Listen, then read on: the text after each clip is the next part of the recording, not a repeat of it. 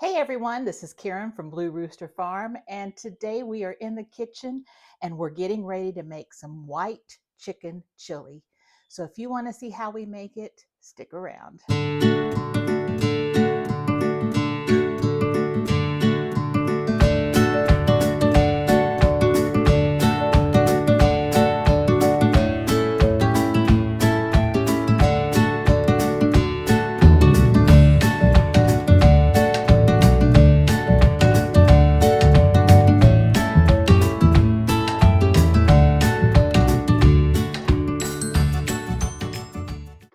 All right, so we're going to get started on making some white chicken chili.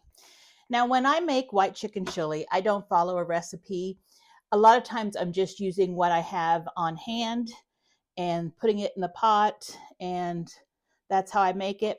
But since I'm doing this video for you, I was looking in online trying to find some recipes that were similar to what I do, and I did find the Pioneer Woman recipe, and that's pretty much how I make it, except she's got all of her ingredients measured out, which if you are not a cook, you will want to have that done. So I will just be kind of throwing them in, but I'll share this recipe in the description box below. I'll put a link to it so that you can have the written recipe. So I'm using the Instapot, but I'm not using it as a slow cooker. I'm not using it as a pressure cooker. I'm just using it as a heating element. I'm going to saute in here and then I'm going to heat it up in here just so I don't have to be moving my camera back and forth from the stove. It's just a little easier. So the first thing I need to do is I need to chop an onion. And so I have 2 onions here. We like onions, and my first onion was not very big, so I've got 2. So it's really just a matter of preference. If you are not an onion person, you don't have to have onions, but it does give it the good flavor, so I highly recommend you do use onions. But again, if you don't like them, no sense in putting them in there. The one thing about cooking, instead of baking, you don't have to have accurate measurements. You can use what you have on hand and add what you like and leave out what you don't like. And the recipe usually still comes out fine, especially if you just follow a basic recipe. That way you kind of know the amounts, the ratios of ingredients, and know what to have on hand. But like I said, I'm not a recipe person when it comes to cooking in the kitchen meals. I just throw together what we have in the pantry or in the freezer and make something good. So I've got these onions, and you chop them just however you like. These will saute in this olive oil here in a second, and they'll become really soft. And so I tend to make them just medium size. I know when our boys were young, I would make them a lot smaller and they would never know they were in there. So if you have young kids, that's a trick. So I'm also going to add about a tablespoon or so of olive oil.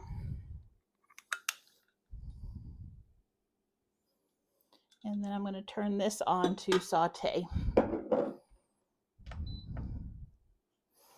And while that is sauteing, I'm going to go ahead and chop up some garlic. This recipe calls for 3 cloves of garlic. I've got 4 just because they're small. And, depending on whether you like garlic or not, sometimes after I add fresh garlic to things, I still don't think it's garlicky enough or it has the flavor that I want, and I'll use the powdered garlic or the granulated garlic and just put that in for more flavor. I'm more of a taster, if you can tell.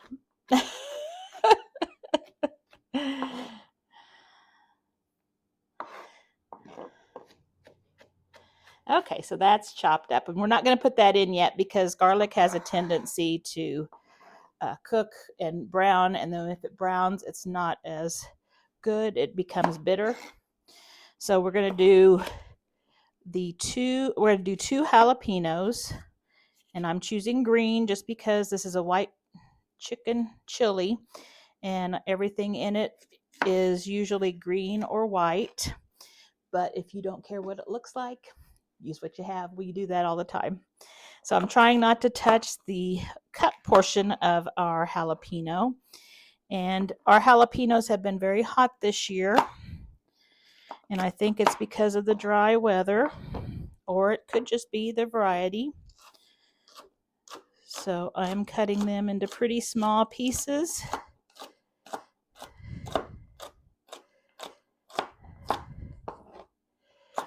And again, I'm not touching them because I don't have a gloved hand, and I don't want that.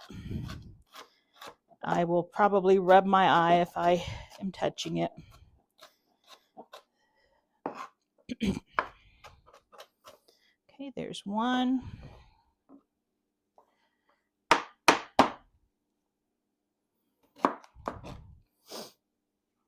And I'm taking the seeds out. You don't have to, but since ours, like I said, are hot, I'm taking them out.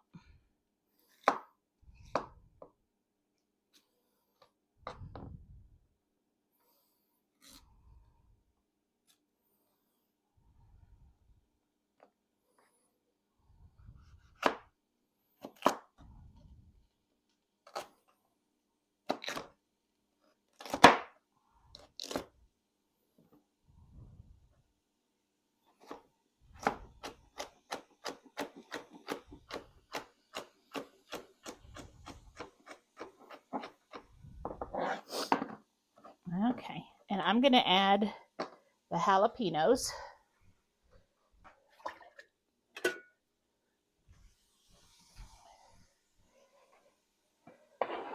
First of all,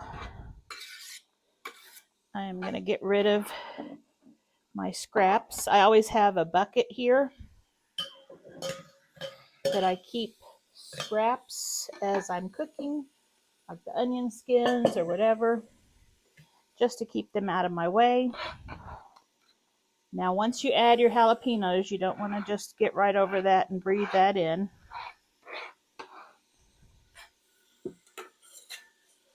Okay. Now, I am going to also add a chili pie pepper, which is supposed to have a little bit of a spice, but ours don't. But the recipe calls for Pablano peppers, and I've got some canned ones, and we're going to use those. You can use whatever kind of peppers you want. It will just give the taste of the kind of pepper that you're using. If you're using bell peppers, the green bell peppers, or Marconi, or like I'm using the chili pie pepper, it will just have a little bit of a different flavor depending on that pepper. And they're all good. So like I said, I'm just throwing one of those little chili pie peppers in. And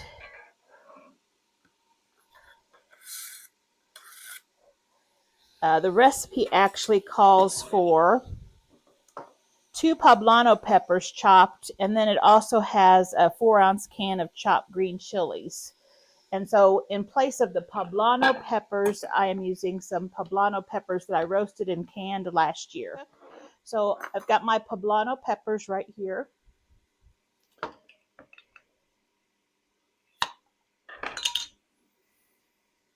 And they smell good.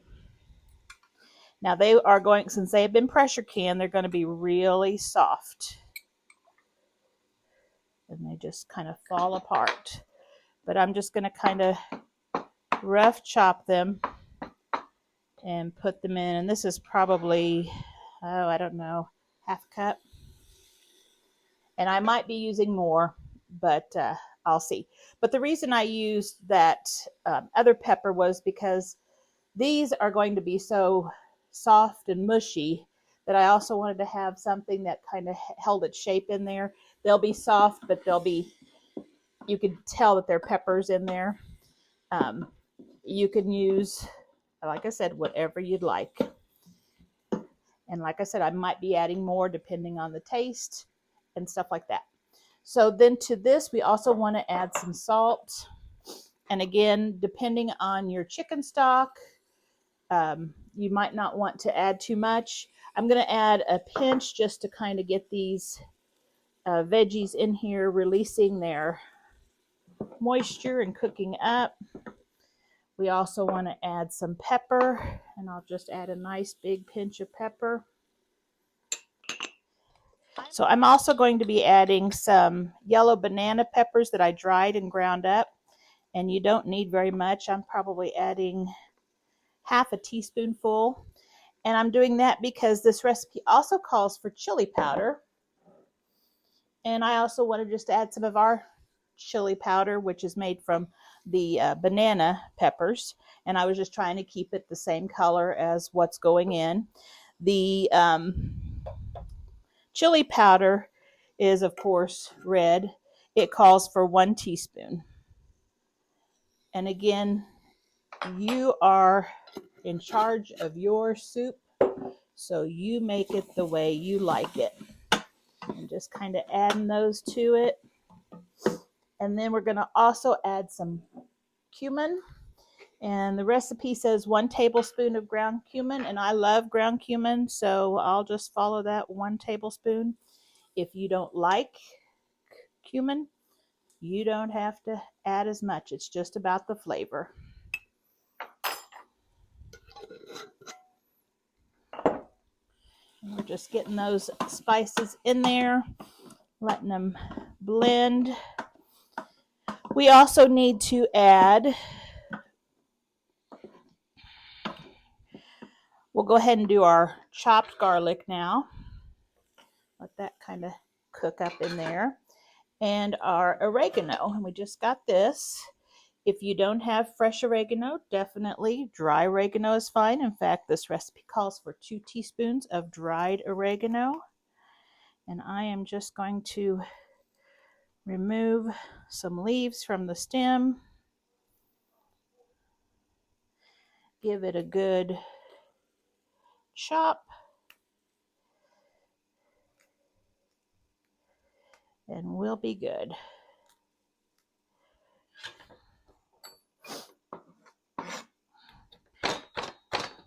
And again, I'll taste later once it's cooked, and if it needs more, we can always add more.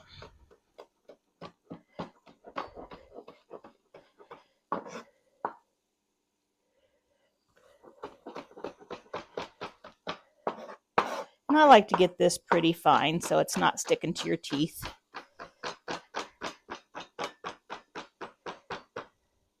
Okay.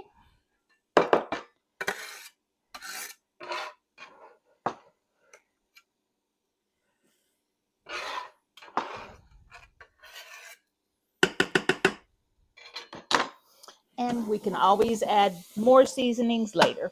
So this looks good. Now I'm going to add 3.5 cups of chicken broth.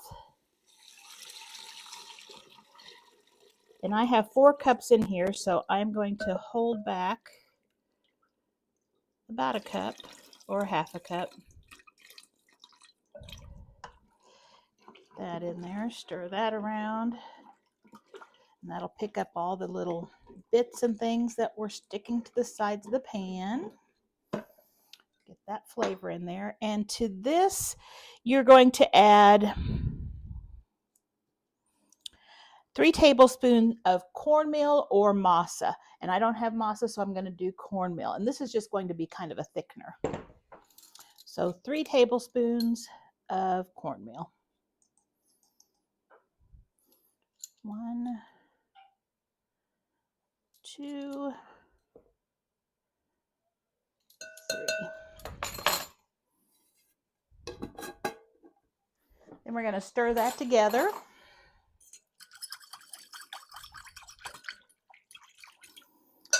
And we're going to add that to our liquid.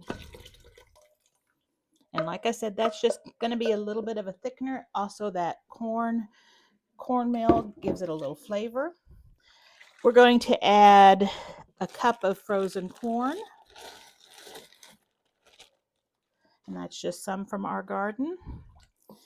I'm sure if you don't have frozen corn, you can use, of course, fresh corn would be delicious, or canned corn if that's all you got, that's fine. Fresh corn or frozen corn is just in this recipe because it is something that's available year round. And if you want to have something really fresh tasting, it is much fresher tasting than the canned corn. So we got that in. Now we need to add our beans.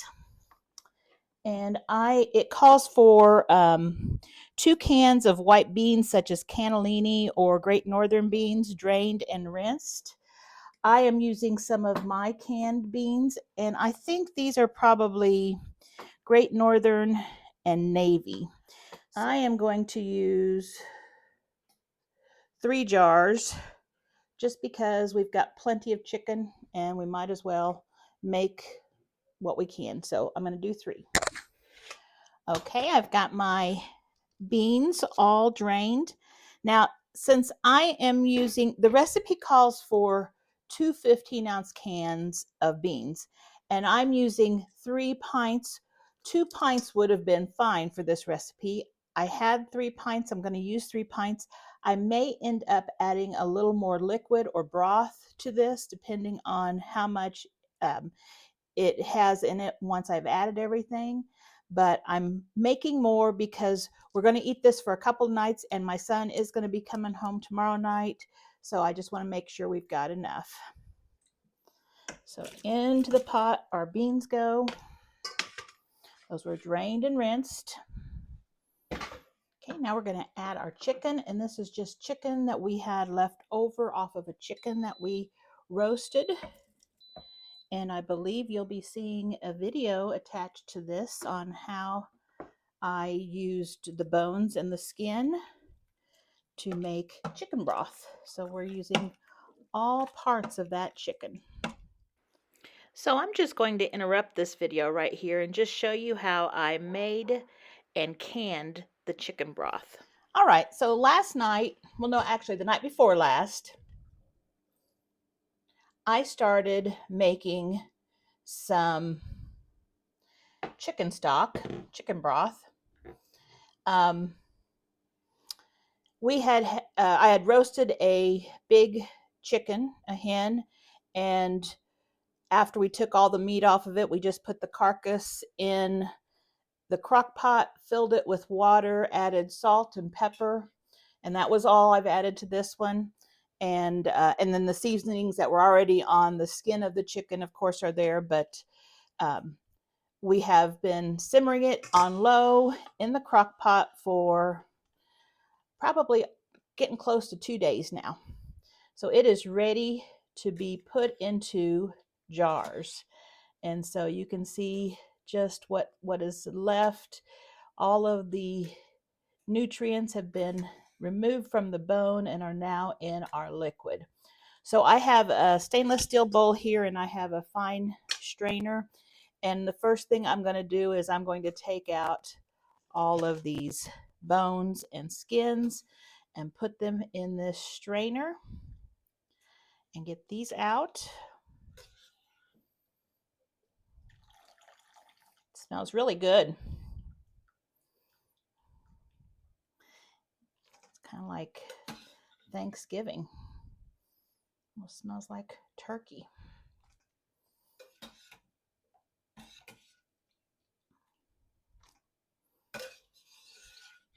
And you can see the seasonings from what was on the chicken are there in the liquid. And I think I had used like rosemary and sage and garlic and, of course, salt and pepper, just whatever sounded good for roasting a hen. Okay, so we've got the big stuff out. So I'm going to go put this right here in the dog bowl or our dog waste bowl. This is something that the dogs will have as treats. And before you start saying, oh, they shouldn't be eating chicken bones, we have farm dogs and they eat everything they find. And chicken bones are no different than the birds, the squirrels, the rabbits, the mice, whatever else they eat. So they'll be okay. They are going to have to weather it.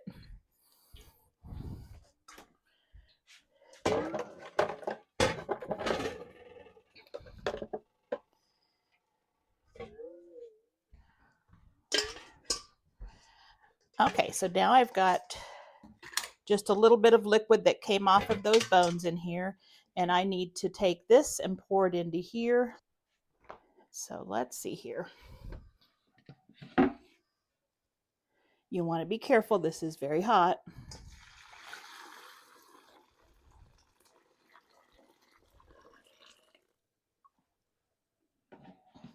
And then we'll take this. There's just a little bit of sediment there on the bottom. And here is our broth. Now, if I wanted to make perfectly crystal clear broth, I could run this through a cheesecloth and it would be really pretty. But I'm not all about pretty, I'm about tasting good. And so we are going to can just like this. When it's finished canning, there will probably be a sediment at the bottom, but that's okay. This is chicken broth. It's going to be used in soups. So let me get my jar funnels and we'll put it into the jars. Okay, we're going to fill these jars to 1 inch headspace. And right now I do have my pressure canner heating up. Mine is a Presto, so I have a 3/4. I have 3/4 of water in it, and it's warming up because this is hot. So when I put it in my pressure canner, I want the temperature in the pressure canner to be the same, so it's also going to be hot. And this is a very rich color. Now, the longer you cook your broth, the more it takes out of the bone, and it gives you a really rich bone broth. So this is going to be a really rich bone broth.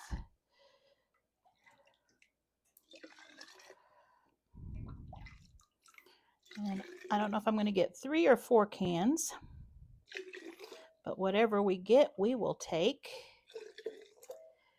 We do use a lot of chicken broth. I'm going to do a video on beef stock here real soon now that the weather's getting cooler and the garden is finishing up. So that is on my to-do list. Now you're going to have some fat on your chicken broth, and you're not wanting to have a whole lot, but it is common to have some. If you had a lot, you would probably want to take a little of it off. Sometimes I will make the broth, strain it, and then put it in the refrigerator overnight. And in the morning, I will come back and take that fat cap off, and then heat the broth up again, and then can it. But I just don't have the time to do that today, so I am just canning it. If I notice a big layer, I'll take a little spoon and take off as much as I can.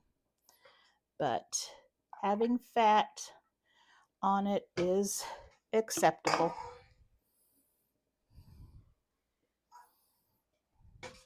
And I notice the sediment is settling to the bottom of my stainless steel bowl, so I can just try to let that naturally settle, and I'll take the rest.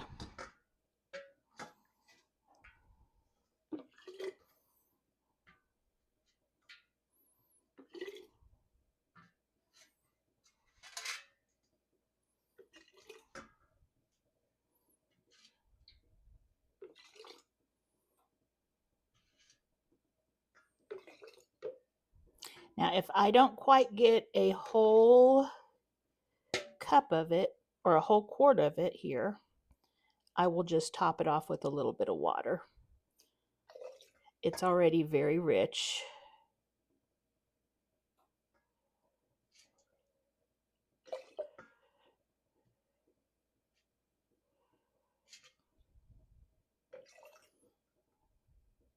It's going to be really close.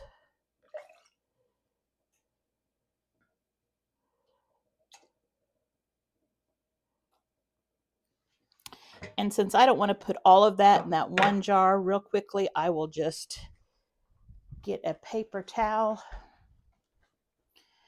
and I will put a paper towel in a strainer like this.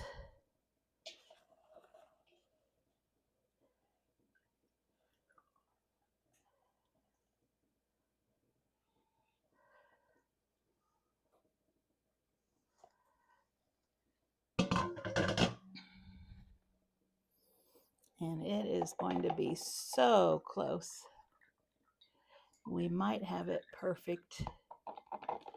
And you can see the sediment that was at the bottom of that. And the only reason I did that was because I had so much in this one jar. I just thought we don't need to make it having a lot in there. So squeeze that. I don't think we could get any closer, but that looks good. All right, so I do see some fat forming at the top, and I hope you can see that too. So it's not very much. Just going to take a tiny spoon and just see if I can get any of it off. And if I'm getting more liquid than oil, then I know that it's not that much. It isn't very deep.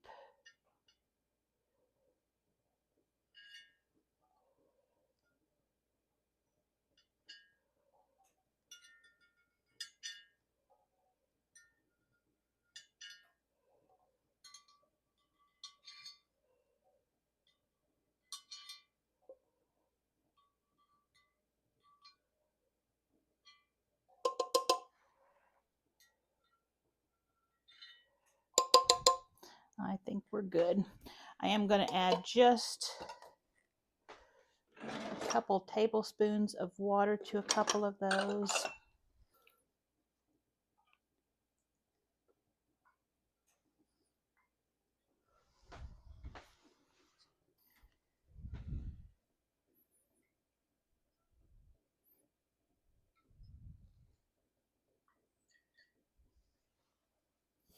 And I think that's perfect.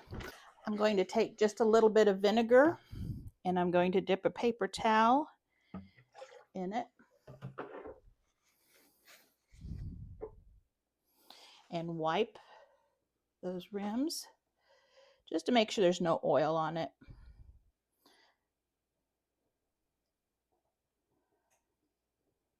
Okay. Then we're going to put our lids on.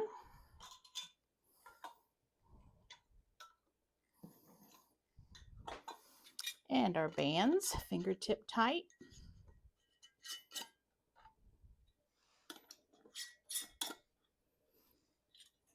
Very hot still.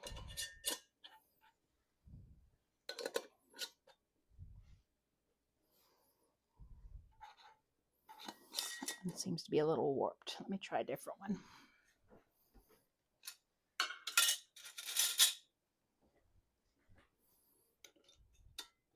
Yeah, that one went on better. All right, we have 4 quarts. These 4 quarts are going into the hot water in the pressure canner. I will bring it up to venting, let it vent for 10 minutes. Then I'll put the weight on it and bring it up to pressure for our area. It's 10 to 11 pounds for our area. And then I will, once we reach that pressure, I will maintain that pressure for 25 minutes for quarts. So this is going in right now, and I'll show you what they look like when they're done. And here are the jars of broth coming out of the pressure canner. The headspace was just right. There was no siphoning, and they all sealed. So I'm really looking forward to having these on our pantry shelf.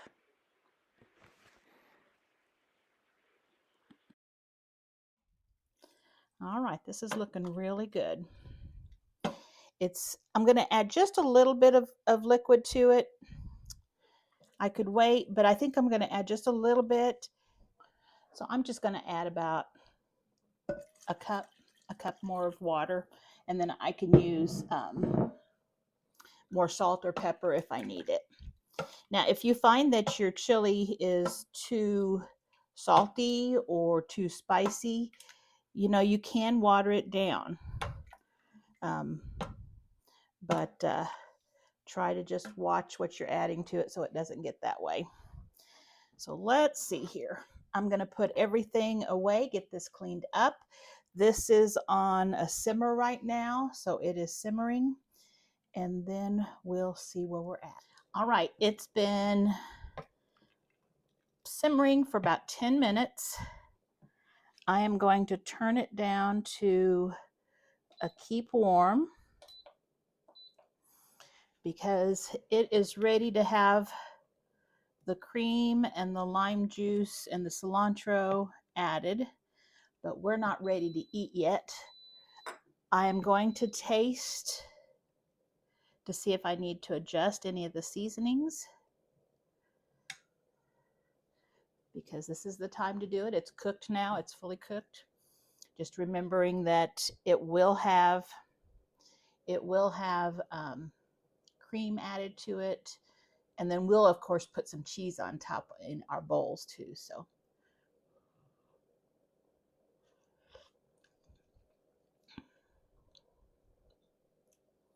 that's good. It's got a little bit of a heat. I can taste the jalapenos, but it's not overly hot. So that's good. But there definitely is some heat to it. So if you don't like it spicy or lots of heat, you might just want to do one jalapeno. If you don't like any heat, don't do any jalapenos. And let me see. Cancel that. And we're just going to keep it warm. And then I'm bring it back when I'm ready to add the last ingredients and put it into a bowl so you can see what it looks like. Looks yummy. It's been staying hot in our Instapot, and we've got to add a few final ingredients. The first thing we're going to add is a half a cup of heavy cream.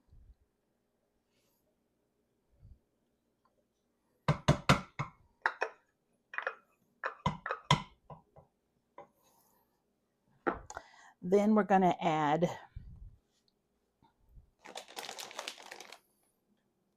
2 tablespoons of lime juice,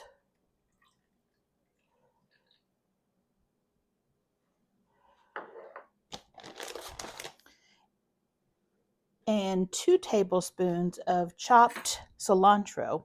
Now, this is the cilantro that I froze, and it's just thawed out. It's not very pretty, but it has great taste still.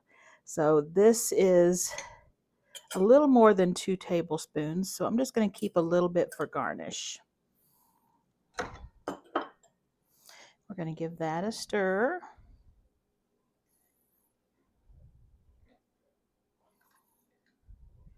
Just let that heat real quickly.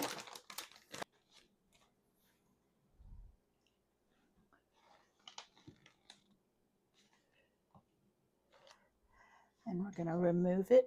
Go ahead and turn off the heat. Okay, because we don't want the cream to curdle. And let's dish this up. Okay, so we got our soup in there. Now what we want to do is we want to add some cheese to the top.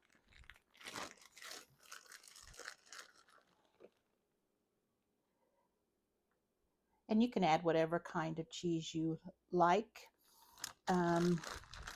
This is some sort of Mexican cheese, and I forgot what it was. Then let's add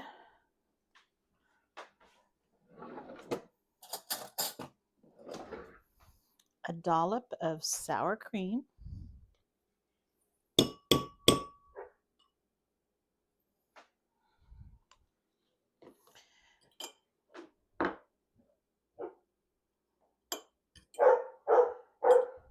I'm going to add just a sprinkle of that cilantro.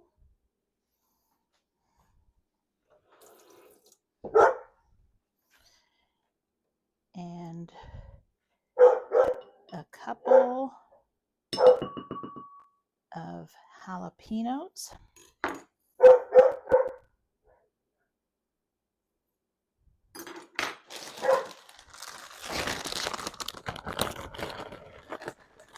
Then, of course,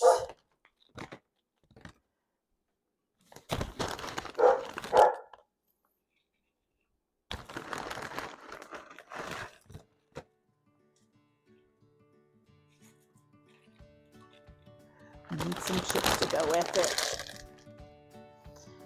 Our white chicken chili. And that looks great. I hope you give this recipe a try, and I hope you enjoy it as much as our family does. Thanks for watching.